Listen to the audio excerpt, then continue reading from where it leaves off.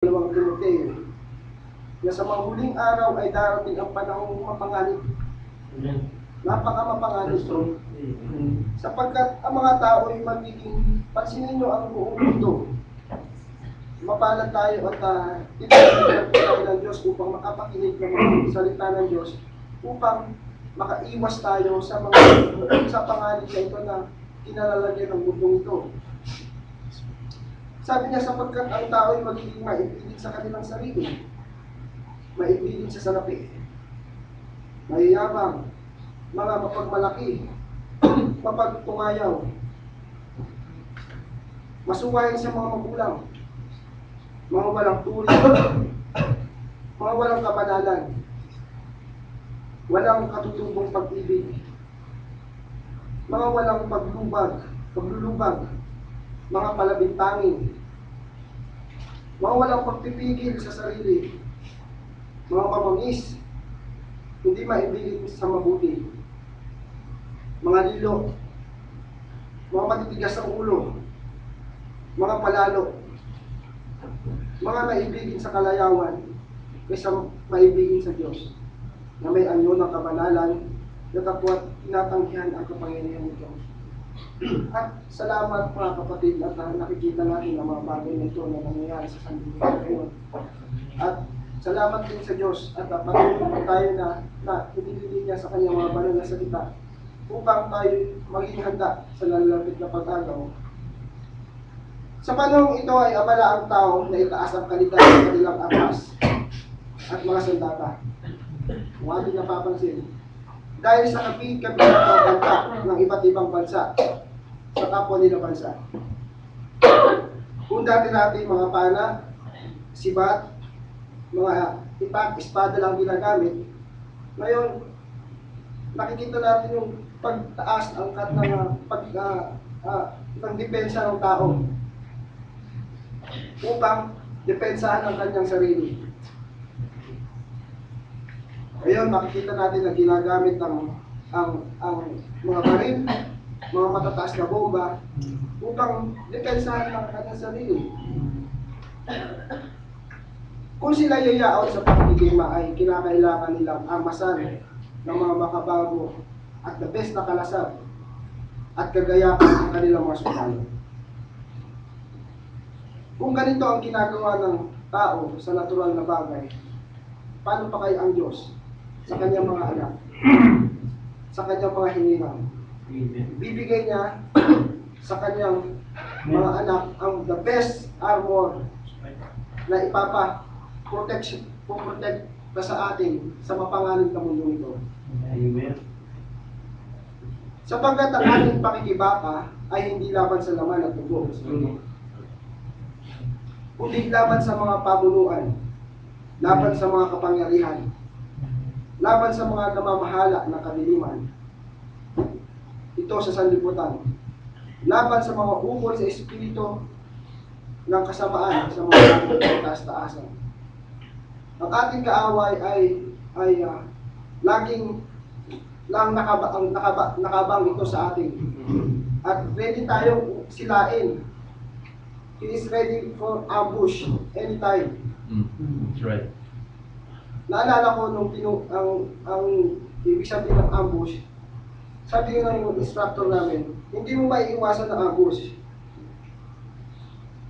Ang dapat lang natin gawin ay maging handa, maging prepared, kasi supresang pag-atake ito ng kalaban. At ang binigay sa ating baluti ay ang kanyang mga banal na salita, ang salita ng Diyos, the whole armor of God. Amen. But God just bring His word more positive all the time. He don't have to refortify it.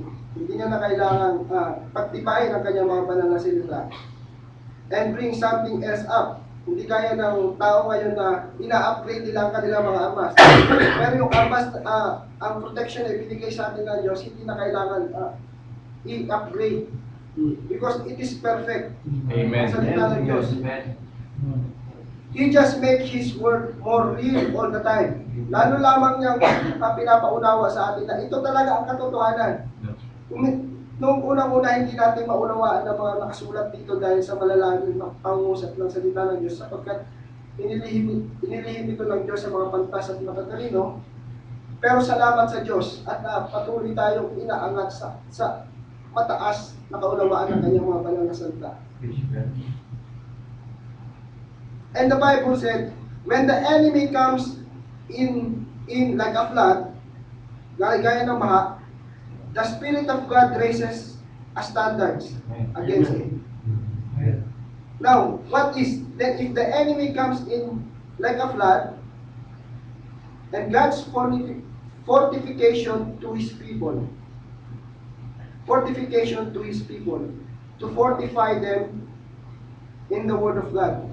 Amen. So He just raised the Word. He raised the Word a standard against him. Sabi ko nga kanina na kailangan i-fortify. Ibig sabihin ng fortify, pagtibayin, i-upgrade. Hindi niya na kailangan i-fortify ang salita ng Diyos. Ang tanging pino-fortify na lang niya ay ang mananampalataya. Tayo mga mananampalataya. That's right. Amen. The only God is doing to us right now is fortified with the Word. Itinataas niya ang ating kaunawaan sa kanyang salita. Nang sa ganon, makita natin ang mga makabagong taktika ni Satanas. And God is pulling the hidden power within us so that we can manifest our full potential and purpose why we are here. Naalala ko yung in-insign ng kalaban ng kapatid natin, na we have unlimited resources, but untapped. At the bawat resources na yun, God provided a way how to claim that resources. At yun ang ginagawa sa atin ng Diyos, how to claim that resources, the untapped one. Because sadyang nilikha tayo ng Diyos para maging tagapamahala ng mundong ito. Because the meek shall inherit the earth. Kung ang tao nagiging sakim ang tao na magmuno dito sa mundong ito, pero hindi nila alam na hinahayaan ng Diyos na mangyari mga bagay na ito para sa mga meek. Because sabi ng kanyang mga banal na salita na hindi na kayang pahindian at na the meek shall inherit the earth. At ito'y inihahanda para lang sa kanyang mga hinilang. Mangyari man na magdigmaan sila, maubos man sila, but the end of it, the word of God will prevail. The promise of God will prevail, mga kapatid. Sabi ni Apostol Paul, magsitibay kayo, magsitibay kayo. Hold your position in Christ. This is not the time to relax anymore. Amen. This is the time that we have to be sober. Be vigilant. Be ready. Because anytime ang hinihintay natin pag-agaw, ay loobin na ng Diyos na magganap. Praise God. Hallelujah. Ang ating pag-taste dito sa mundong ito ay may katapusan. At ang solusyon na ito na binigay ng Diyos, this is it, mga kapatid. Gaya lang kapag siriya ng gabi, yung timetable ng Israel na namatay na pinuno nila, naway mag-come to pass na, mga kapatid. Yes. At totoo na, sabi nga nung sa message mo kay Noah, nung sumakay siya sa arka, 7 days pa silang naghintay. Pero confirm na si Noah na may uulan na. Kasi nakikita niya na at nararamdaman niya na sa paligid niya, sa simoy ng hangin, na umiiba na ang panahon. Ngayon din naman tayo, na ibinigay sa atin yung instinct na totoong malapit na ang pagdating ng Panginoon. At Sa nalalapit na ito ng pagdating ng Panginoon, kailangan tayo maging handa. Amen. Magsitibay tayo sa pagkaunawa sa salita ng Diyos. Sabi niya, bigkisin ninyo ang inyong baywang ng katotohanan. Magsitibay tayo sa katotohanan ng salita ng Diyos. Sabi ng Panginoong Jesus, I am the way, the truth, and the life. No one cometh unto the Father except by me. Sanctify yourself to the truth. Sabi ng Panginoong Jesus.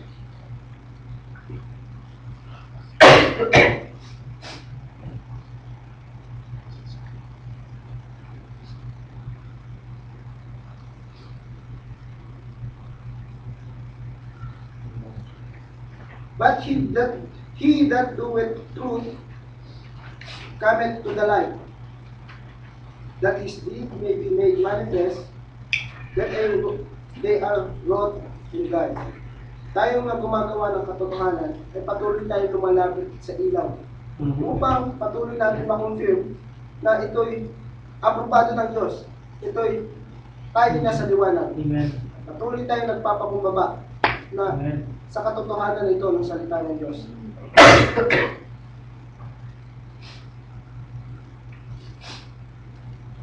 Magsubik din naman kayo ng baluti ng katwiran.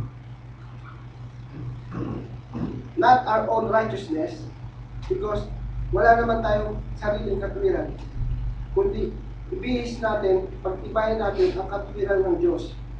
Walang iba kundi ang ating Panginoong Jesucristo.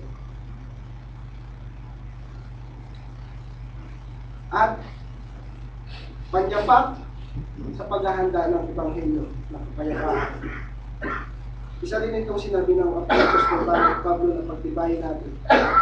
Ng panyapak, inilalagay sa paa ng mga sundalo ng unang panahon bilang paglakad natin sa mundong ito, sa kadiliman ng mundong ito. Kaya hindi man nag-uusap tayo ng ating faith sa ating mga nakasalumuha, ay makita nila na ang liwanag ng salita ng Diyos. Na makonvinsi sila na ito talaga ang Kristiyano. At sa bawat kilos ng ating buhay ay papapapurihan ng Diyos. Talasag ng pananampalataya.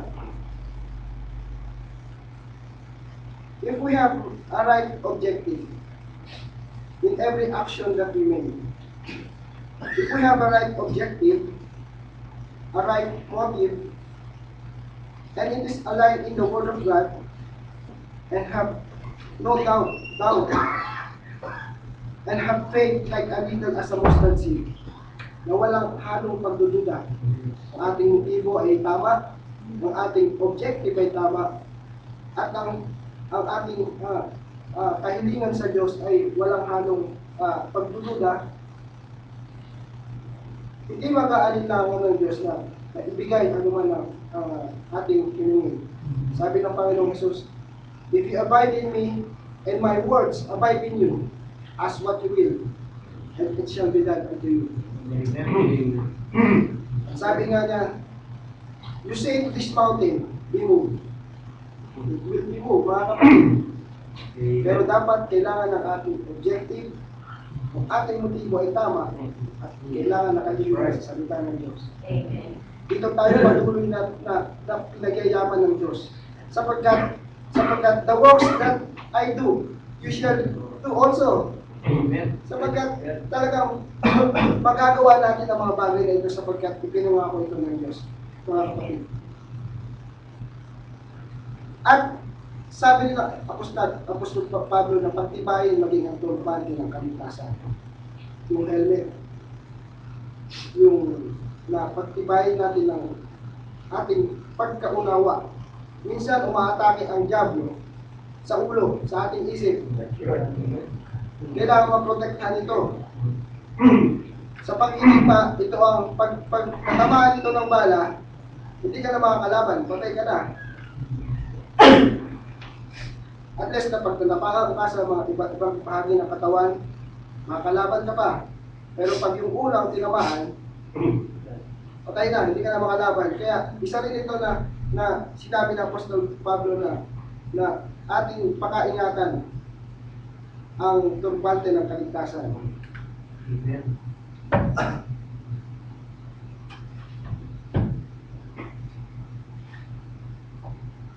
Minsan sa isip natin mga kapatid, doon umaatake ang diablo.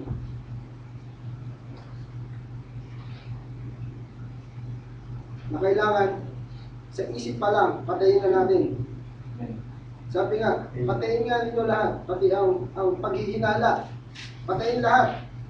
Dahil anong pagkakaiba ng discernment at paghihinala?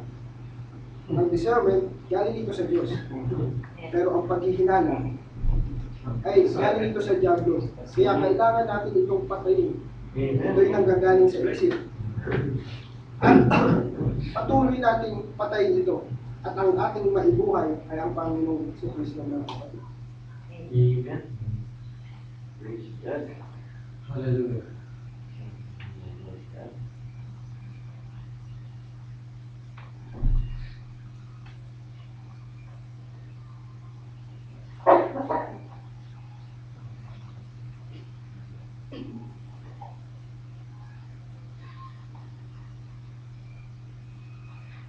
The salvation knowledge of knowing this, yung pagkakilala ng ating kaligtasan, kailangan hindi itong mawala sa atin.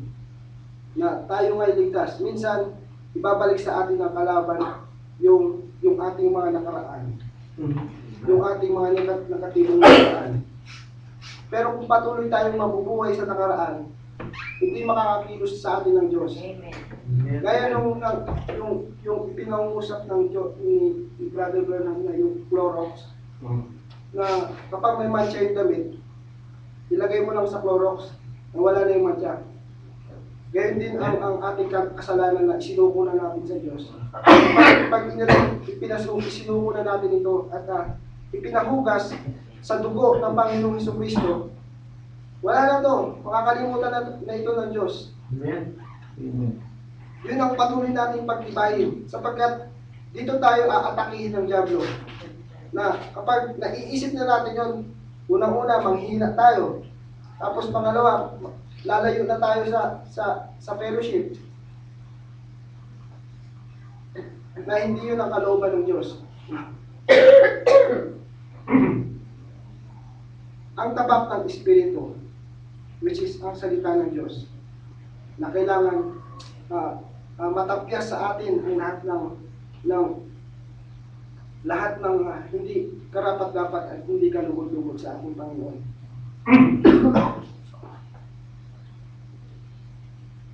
Sabi ni Brother Bernhard sa The Communion,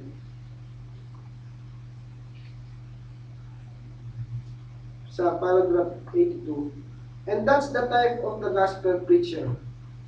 When he sees that sin has caught his church and caught the people, he takes the blessed old gospel, the sword of the Spirit, and he chops it and chops it, chops niya until he cuts out sin from his church. If this true servant of God, he removes all the nonsense, the tattling, the backbiting, he moves all the things and carnal nature of the world that's creeping into the church.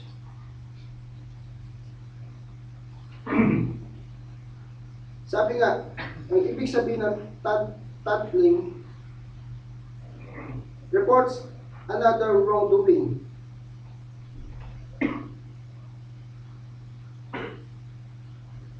Na wala namang katibayan. Na kailangan hindi ito makita sa atin mga kapatid. At kailangan mabago ito mga kapatid. Yung backbiting, yung malicious talk about someone who is not present. Mga kapatid, maski ako mga kapatid habang binabasa ko yung aking exhort, ay patuloy akong sinasaway at salamat sa Diyos na tuloy na pinigyan ang pagpapakumbaba at panalangin na. Panginoon, ituwid po ninyo ako. Ano man po ang aking isip sa aking kapatid, aking nagawa, ay humingi ako ng tawad. Amen. Salamat sa atin na patuloy na binabago ng Diyos. Talagang sa sarili natin, hindi natin kaya baguhin ang ating sarili. Pero ang kanyang mga banal na salita, it has a power to transform from sinner to saints. Amen. At makita ang bunga nito, mga kapatid.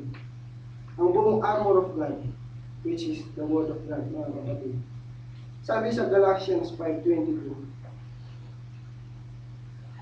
datapwat ang bunga ng Espiritu ay pag-ibig, katuwaan, kapayapaan, pagpapahinuhod, kagandahan loob, at kabutihan at pagtatapat. Sabi ni Brother Bernard, this is supernatural things ng taglay ng pananampalataya. Hindi mo pwedeng sabihin sa tindahan na pabili mo ng 1 kilong pag-ibig. Pabili mo ng 2 pirasong katuwaan. Hindi mo ito mabibili sa tindahan. Ito ay taglay ng ating mga Kristiyano upang patuloy na magtibay na totoo ang Diyos natin, mga kapatid. The armor of God is the manifestation of the Word of God. The full manifestation of it sa ating mga buhay, mga kapatid. At sapagkat nasa inyo'y binautismuhan kay Kristo, ay ibinihis si Kristo. Na bawat kasi sa atin ay nakikita natin ang Panginoon sa Kristo. At kung ano man ang hindi karapat-dapat sa ating buhay na hindi sa Panginoon sa Kristo, ay patuloy natin isinusuko sa Diyos. At siya ang patuloy na magbabago sa ating buhay. At salamat, mga kapatid, patuloy yung pinupuri ang Diyos. Dito lamang po tayo ginagawa. Let us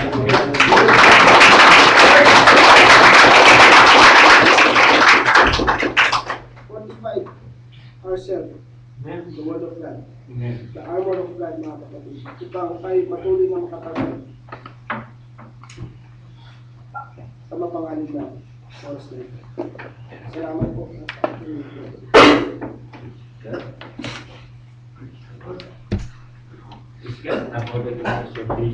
Look on the armor of God.